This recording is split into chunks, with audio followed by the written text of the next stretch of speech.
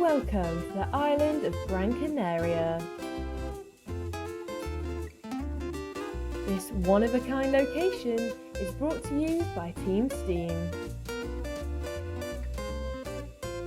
Come along to our beautiful city this weekend as we host our annual carnival. Visit our beautiful parks, beaches, vibrant buildings and shopping centres. Listen to our wonderful mayor's speech before the festivities and check out this stunning destination.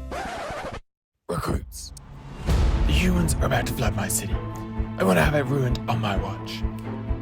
Locate the bad eggs and keep them at bay. Join the only gang that matters.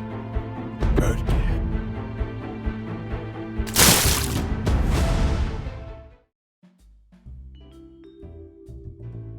Front end.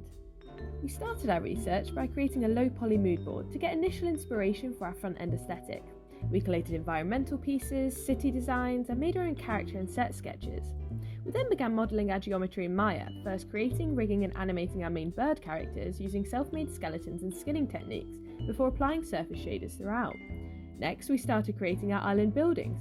For efficiency, we began with a selection of 5 core building styles before creating our own unique landmark buildings such as the town hall, bank and shopping centre. Another key component to model was our city characters and mini-bosses. These were each handmade, rigged and animated within Maya, with extra animation features added to their surrounding environments such as the bank doors in Unity. The last stage of our iterative modelling process was to create the environmental and decorative pieces that are seen throughout our world. This included the final carnival, parks and beaches, lampposts and much more. In total, we created 52 unique models that make up our vibrant final world. Throughout our game, we have used several handcrafted shader graphs to make our city look more visually appealing. We have designed the roads, pavements, water surroundings, building interiors, grass, and beaches using the shader graph. We also developed particle effects to enhance both our mini-bosses, special functions with the robber's money trail and the mayor's speech, as well as environmental enhancement with the fountain, poop splatters, and fireworks. Artificial intelligence. Our city is populated with over 200 agents, all accurately synchronized across the network. Throughout the course of our game, these agents wander around our world, avoiding walking into trees, benches, and staying away from the water. This is achieved using the Unity navigation system. We apply a higher cost to the roads on our nav mesh, which causes the agents to prioritize walking on the pavements, giving a more natural feel. Synchronizing the position of the agents was a major challenge, due to the considerable number of agents in our world.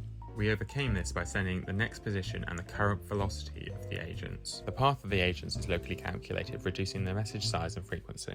We also perform lag compensation by predicting future positions. To further create a more immersive flying experience, we added flocks of birds to our game, which players are able to see when flying through the city.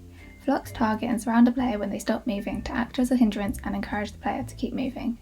These birds are controlled by a modified implementation of the Boyd's algorithm developed by Craig Reynolds, which includes 3 steering behaviours: alignment, separation and cohesion. One of the additional steering behaviours we added was obstacle avoidance. Real-time physics. We chose to use physics to give us more control over the bird movement and with this create a more immersive flying experience. The challenge we faced was abstracting away the complex dynamics of physics-based flight so as to provide an intuitive-to-use control scheme. To overcome this challenge, we followed an iterative process based on peer and end-user feedback.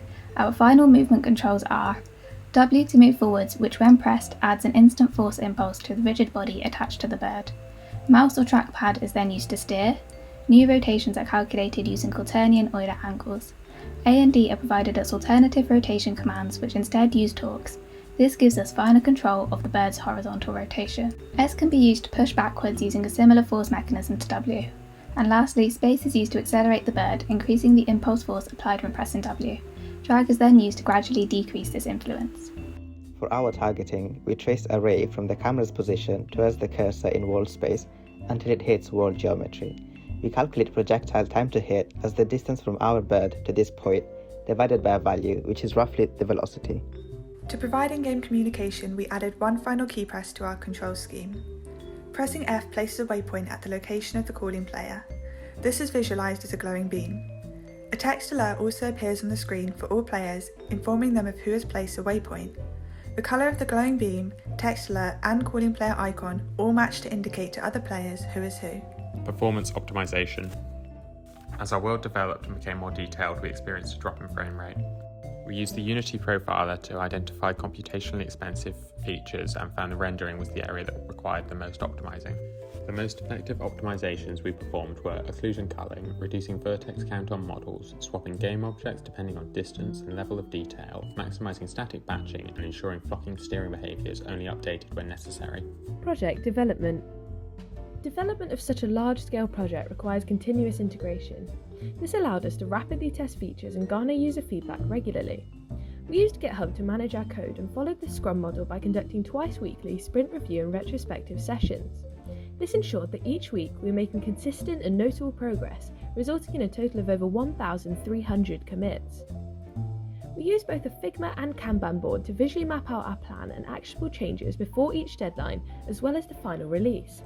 We used it to discuss and generate our ideas. This allowed us to understand the critical path of our project as we neared each milestone and assigned priority weightings to each task. We also visualized any bugs that needed fixing throughout. An agenda and detailed minutes were taken for each group meeting throughout the project. This ensured we remained on track and feedback and discussions were always accessible. We implemented unit tests to maintain the code throughout and conducted integration testing weekly. Here you can see the unit test for our targeting scripts. We also followed an iterative user-centered design process, allowing us to focus on the users and their needs throughout development. To do this, we created a Google Docs feedback form and regularly collected feedback from our peers on the course. Here is a visualization of just how far we've come, from a simple blocked-out world with cube AIs to a dynamic, jam-packed one, full of exciting gameplay and backed by complex technologies.